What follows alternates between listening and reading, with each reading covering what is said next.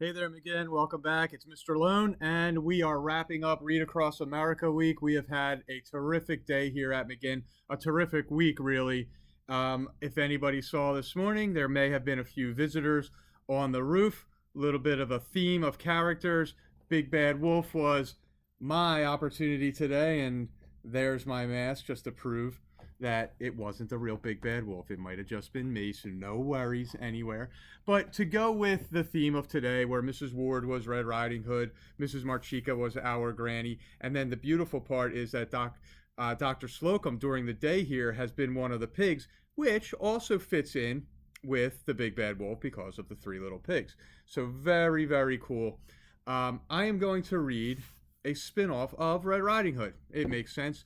This is called Little Red Riding Duck, and I hope you enjoy.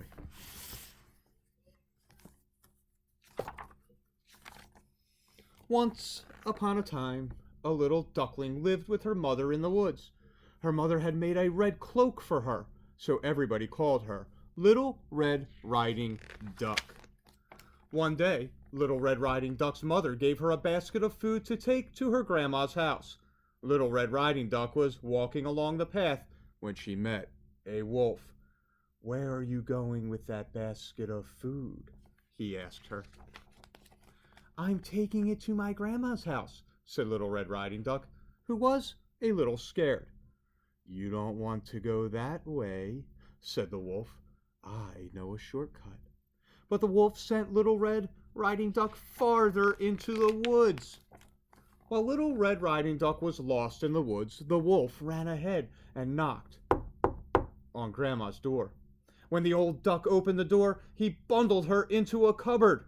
"I'll save you for pudding," the wolf said, licking his lips. Then the wolf put on Grandma's clothes and climbed into her bed. "When Little Red Riding Duck gets here, I'll be waiting for her," he chuckled. Before long, Little Red Riding Duck knocked on the door and came in. When she saw the wolf in her grandma's bed, she gasped and said, "What big ears you have, Grandma!" The wolf replied, "All the better to hear you with, my dear." Then Little Red Riding Duck said, "What big eyes you have, Grandma!" The wolf replied, "All the better to see you with, my dear." Finally, Little Red Riding Duck said, "What big teeth you have, Grandma!" The wolf jumped out of bed and replied, "All the better to eat you with." Little Red Riding Duck quacked loudly for help. A passing woodcutter heard her quacks and came running to the rescue. The wolf took one look at the woodcutter's sharp axe and ran away as fast as his wolfy legs could carry him. I love how they used a beaver as the woodcutter. Little Red Riding Duck, her grandma, and the woodcutter all sat down to enjoy tea together, and the wolf never bothered Little Red Riding Duck or her grandma ever again. You've probably heard the story that Little Red Riding Duck is based on, Little Red Riding Hood. There are many different versions of this story. When people tell a story, they often make little changes to make it their own. How would you change this story? And that is your challenge, to possibly put a little twist or your own little mark on the story of Little Red Riding Hood.